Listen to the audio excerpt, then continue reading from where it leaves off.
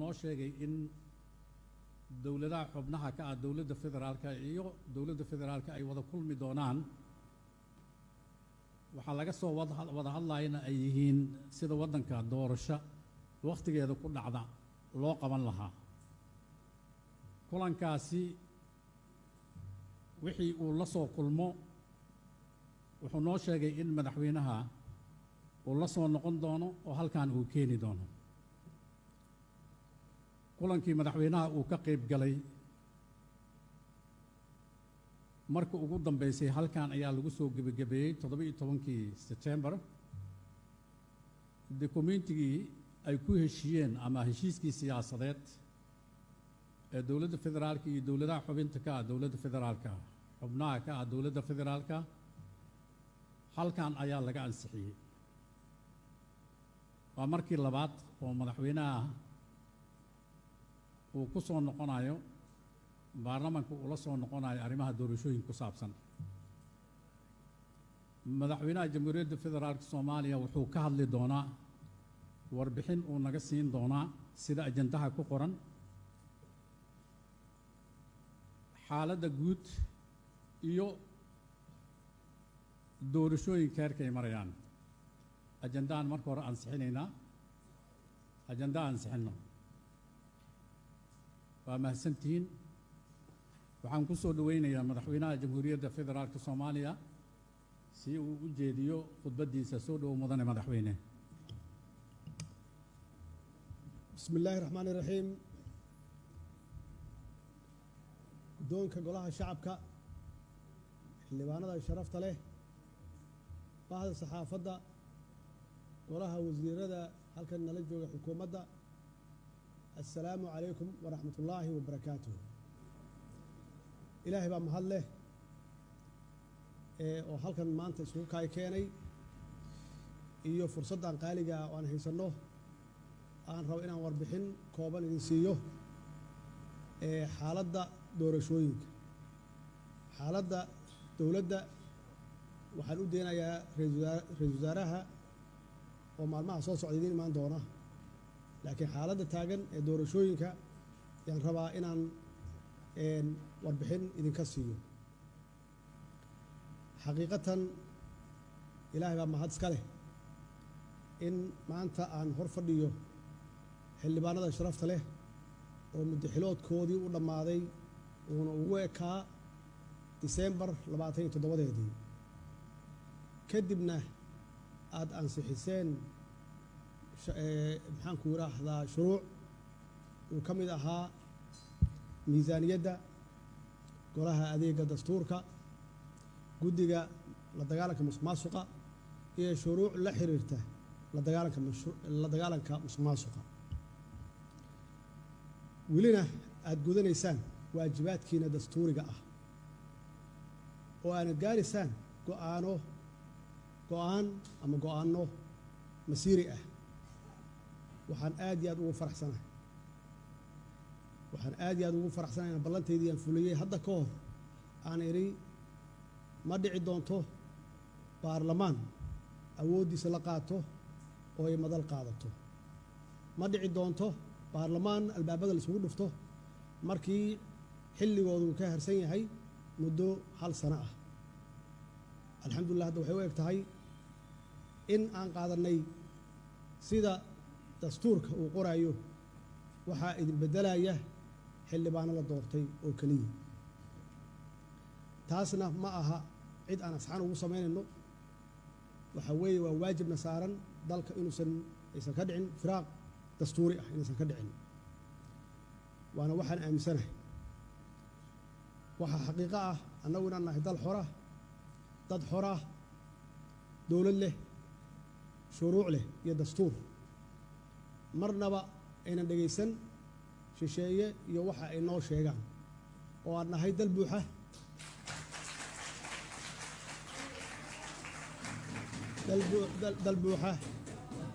dal buuxa oo go'aan leh.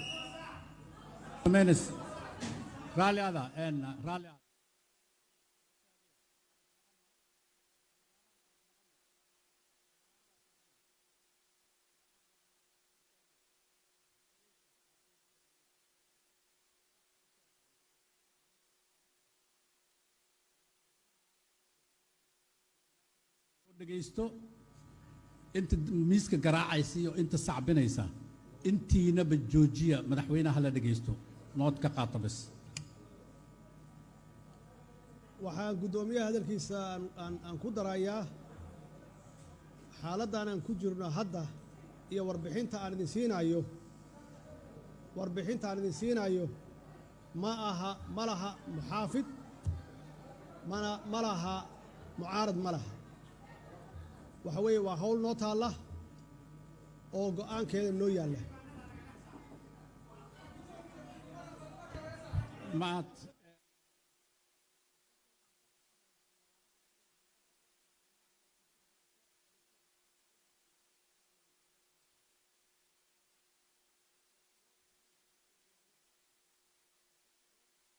ma aha goob mucaaradna ma aha waa wax naga wada dhexeeya oo masiiri ah ma aha waxa uu leeyahay madaxweynaha waxa idinku aad leedihiin ma aha waa waxa ummaddu ay noo dhiibtay ee nagu ammaanatay weye marka sacabka iyo qaylada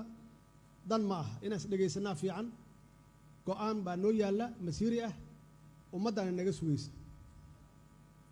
waxaan rabaa inaan ka hadlo arrimaha doorashooyinka waxaa xeer ah sharcina ah 4 sano walbaba inay dhacdo doorasho xaq iyo xalaal ah anigoo og mas-uuliyadda la ii dhiibay inay ahayd dalka inaan ka gudbiyo doorashooyinkii la yaqaanay oo dadbanaa oo la soo maray 2016 oo aan u gudubno qof iyo cod bilowgii 2017 markii la i doortay waxaan bilaabay inaan ka shaqeeyo sidii dalka aan ugu gudbin lahayn qof iyo cod mabaadii aasaasi ah weeye waana wax dastuuri ah in awoodda dalku ay leeyihiin shacabka soomaaliyeed ayna qayb ka noqdaan go'aanka dowladdoodu ay gaarayso ayna ka qayb galaan doorashooyinka hadday tahay cod iyo hadday tahay inay iyagu naftigooda noqdaan murashaxiin sidaas darteed inaanan dad kooban loo koobin ama gaar looga dhigin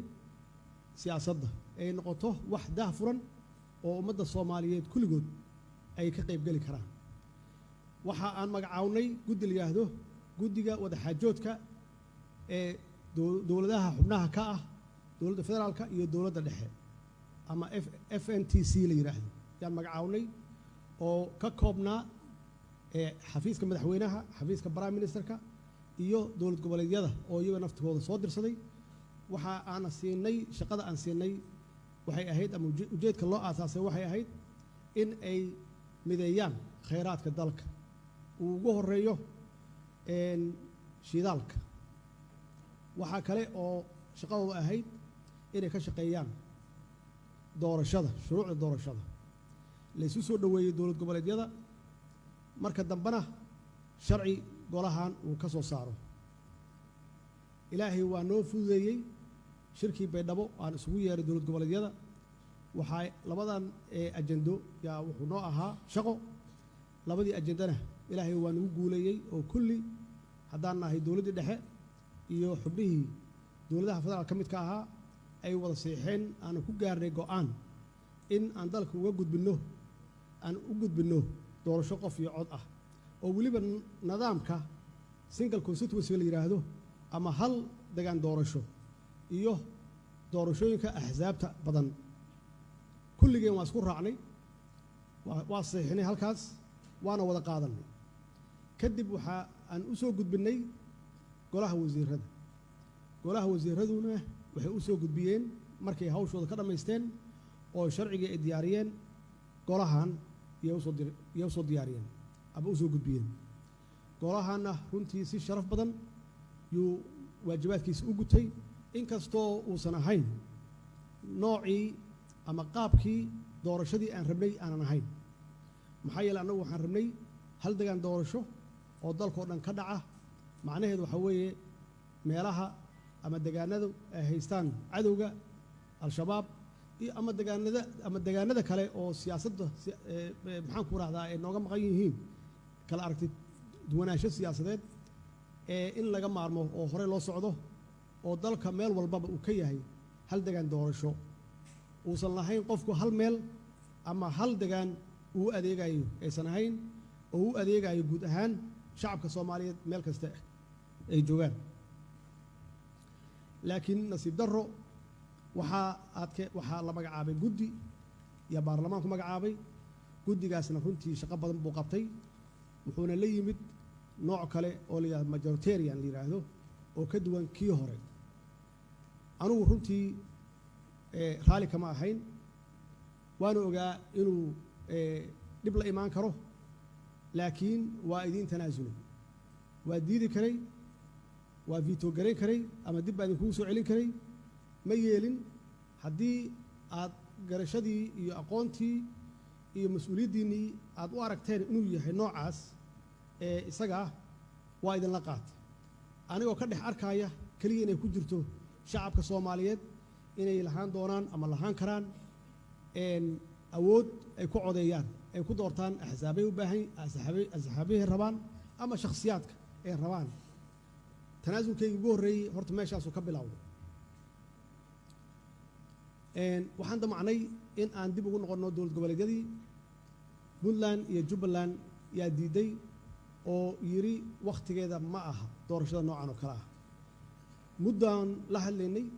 oo aan damacnay inaan qancinno waa ku guulaysan weyn waxaan ku casumay magaalada Muqdisho halkan inaan foolkafool aan uga arrinsanno arrintaas go'aan degdegna aan uga gaarno bacdama ay noo harsan tahay wax sanad ka yar nasiib darro labadii maamul waa diideen inkastoo kuwa kale naftigoodu annagu aan doonayn si gaar inaan u shirno waxaan sameeyey tanaasul kale oo markii ay go'aan ku qaateen inay ku shiraan shirkooda ugu horreeya ay ku qabsadaan Dhuusamareeb halkaas ay igu casumeen iyagoo iga diida halkan inay yimaadaan yaan waxaan aqbalay inaan Samareeb ugu tago markay ay kulmeen Samareeb 1 waa idin hor imid waxaan idiin sheegay in aan idinku soo celin doono wax alla wixii macluumaad ah oo aan halkaas aan ka soo qaado Samareeb 2 waa ka qayb galnay nasiib darro Puntland iyo Jubbaland ma imaanin waa ka cudurdaar maxaan ku raahdaa Samareeb 2 waa nimid waa ka hadalnay wax badan yaan meel isla dhignay waxaan ku ballannay inaan Samareeb 3 aan ka dhiganno kulankeenna aan go'aanka ku gaarayno kadib markii aan baarlamaanka la soo tashado waa idinla tashaday waxaad siiseen green light oo ah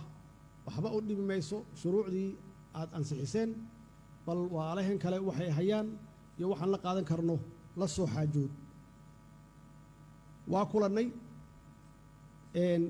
Samareeb 3 nasiib darro Puntland iyo Jubbaland ma imaanin waa ka baaqdeen saddexdii kale yaa go'aan waxay ku qaateen inay iyagu diyaariyaan doorasho ka duwan qof iyo cod waxaan weydiiyey labada kale aan sugno waa raadinay waa noo imaan waayeen waxaan u fadhinay 10 casho maalintii 10aad yaan go'aan gaarnay in wixii iyagu ay ka shaqeeyeen aan sii deyno markii aan quusannay iyagii naftigoodii waxaan kula taliyey hawshaan annagu waa tanaasulayna haddaan dowladdii federaalka nahay ka soo shaqeeya wixii aad keentaan aan aragno waxna ii keena waxna qaata waxay keeneen noocaan ahayn 2016 taydiina waa laga tegey meel dhexe iyo wax soo madmadoobeeyeen waxay keeneen axsaabihii in sidooda loo sii daayo oo tartanka lagu galo degaanadii in la badiyo dadkii codeynayana iyagana sidooda kale la badiyo guddigii madax bannaanaa ee doorashooyinkana ay qabtaan doorashooyinka markii aan go'aankaas gaarnay waxaan damcay in aan Jubbaland iyo Puntland aan ku qanciyo inay nala qaataan bacdamaa aan sugnay 10 casho oo si kasta aan isku dayn inaan la hadalno qorshahan cusubna uusan dhib lahayn haddii qof iyo cod laga tegey oo iyagu ay u arkayeen dhib u arkayeen kii 16kiina 2016na uusan ahayn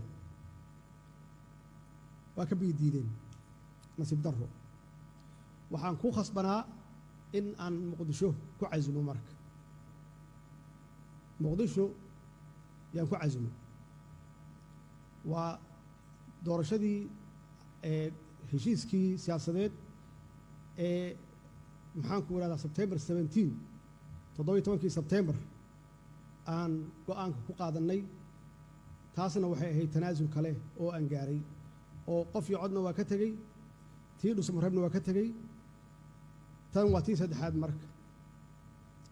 haddaba 17 September heshiiskii ahaa yaa keenay yaa iska lahaa yaa qoray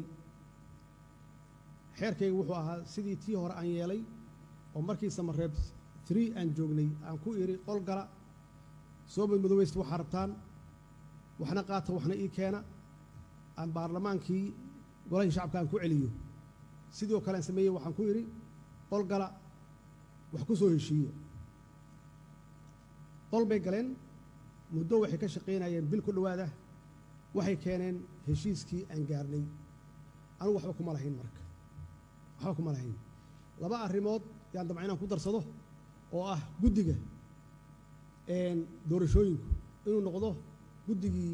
doorashooyinka madax bannaanaa bacdamaa la geliyey dhaqaalo fara badan iyo resource badan la geliyey khibrad badan ay leeyihiin in iyagu ay qabtaan hawsha oo aan la magacaabin guddi cusub oo hadda tababar la siiyo waa iga diideen in dumarka lacagaha fiiga ah laga yareeyo iyagana waa iga diideen labadaasna waa iga diideen laakiin inta kale waa ogaa inaysan suuroobaynin maxaa yeelay haddii doorasho dadban la aadayo haddee laguma qaban karo xisbiyo laguma qaban karo waxay keeneen heshiiskii isaga ahaa waxaa qoray heshiiskaas Saciid Cabdulaahi Deni isagaa qortay inta kale waa daawanayeen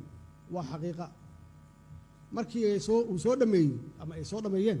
yaa waxaan ku yidhi ma waxba idinkugu harsan haddii waxaanan public soo dhigno oo aan ku heshiinno ama ka noqotaan ma yidhahdeen kama noqonayno wixii aan rabno waa helnay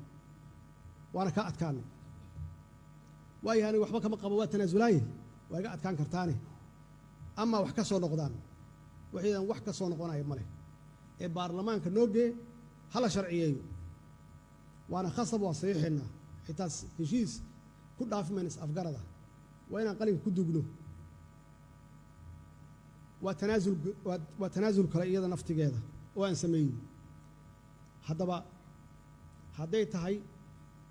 wixii ka yimid oo dambe guddiyada siday ahaayeen hadday ahayd yaa maamulaya Somaliland hadday ahayd goobaha doorashooyinka lagu qabanayo intaba si aad ah ayay uga dibeed garayeen waxaad ku aragteenna saas ayay ku dhammeeyeen iyagoo og waxay noqonayso iyo waxay ahaanayso maxamed mursal markhaatiyuu ka yahay waxaan ku adkaysannay in guddiga madax bannaan loo daayo waa diideen maxaa yeelay waxaan walwal ka qabnay amaa guddiyada laysku qabsan doonaa bacdamaa guddigan guddi qaran uu yahay shaqadiisana la yaqaano dowladdaana ay soo magacaaban ay yihiin guddi dhexdhexaad ah ama ay tahay guddigan guddiga ku habboon calaa ayi xaal September 17 heshiiskii ahaa oo ay iyagu qorteen oo ay saxiixeen oo idinku aad u ansixiseen anoo og intiina badan inaydan raalli ka ahayn haddana nasiib darro waa diideen haddana waa diideen waxaa diiday Puntland iyo Jubbaland nasiib darro si kastaan yeelay waa la hadlay magacyada soo dira adduunkan ugu cebeynna shacabka Soomaaliyeed san qalbi jabin idinkaa waxaan samaystay wixii aan rabay waa iga soo kaxayseen intaasoo jeer iyo tanaasul idin sameeyey waxaan ummadoo dhan baa arkaysee magacyada keena horeyna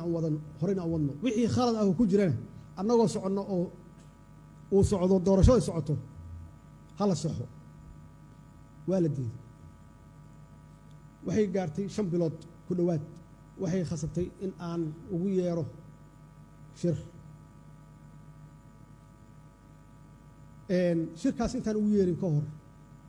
markii aan anigu ku daalay yaa waxaan u diray ra-iisul wasaaraha oo siciidani uu yidhi ii soo dir ra-iisul wasaaraha ra-isul wasaarahan wada hadlaynaaye ra-iisul wasaarahan u diray ra-iisul wasaaraha wuxuu maxaan ku raahdaa joogay meesha la yihahdo Garowe magaalada Garowe 10 beri ku dhowaad 7 beri markay ugu yartahay waxayna ahayd inuu ku qanciyo wixii iyagu ay seexdeen oo ay ku heshiiyeen in la fuliyo ay ugu horeyso magacyadii guddiga in la soo gudbiyo waa lagu fashilmay waa suuroobi weyday intaas kumayna joogsan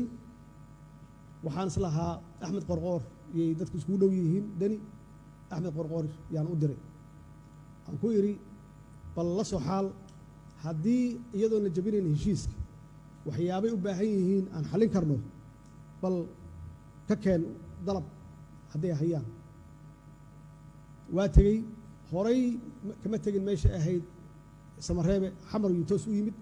isagoo fariintii wada iyo dalabkii markii uu noo keenay haddana waa aqbalnay waa tanaasulkii shanaad waxaan ku celi waa ka aqbalnay inta saddexdii arrimood ay keeneen si hawsha iyo doorashada ay hore ugu socoto arrintaasi iyadana war kale ka yimid oo ma suuroobin inaan horay u soconno xaqiiqatan waxaan idiin sheegayaa arrimaha doorashooyinka iyo guud ahaanba xaaladda Soomaaliya ay ku jirto waxaa ku jira faragelin shisheeye xaqiiqatan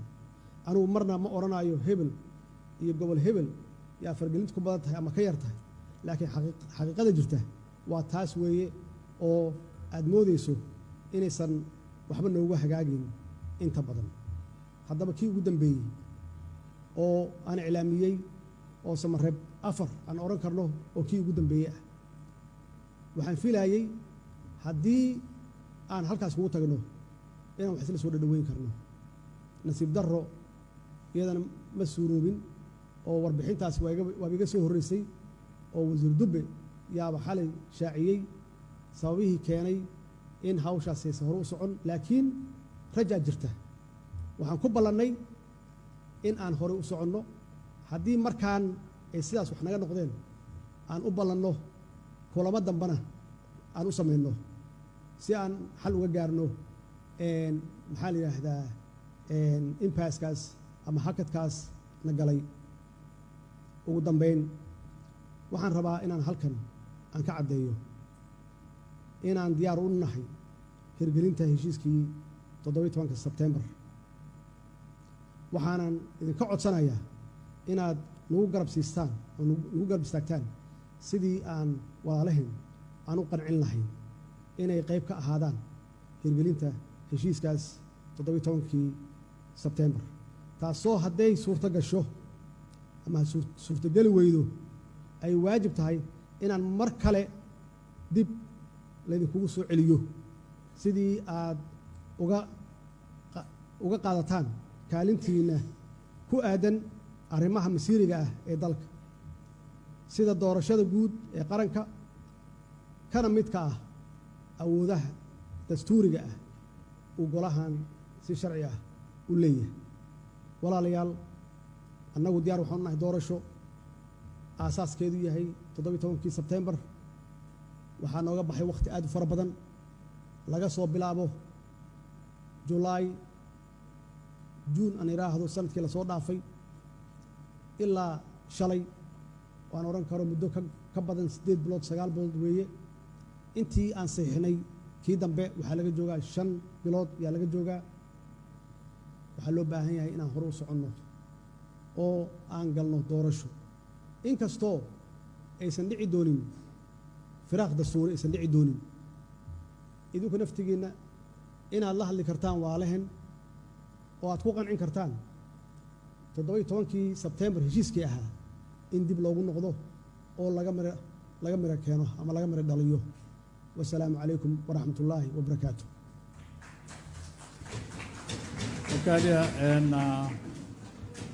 madaxweyne horta waxaan idiin sheegayaa xildhibaanada sharafta leh xeeroosaadka ha la ilaaliyo xeeroosaadka sacabna ma ogola miisna in la garaaco ma ogola qofka fikirkiisu cabiri karaa kulanka annaga maanta halkan ayuu ku eg yahay waa fadhinaynaa ilaa madaxweynaha jamhuuriyadda federaalka uu ka baxo aad iyo aad u mahadsantihiin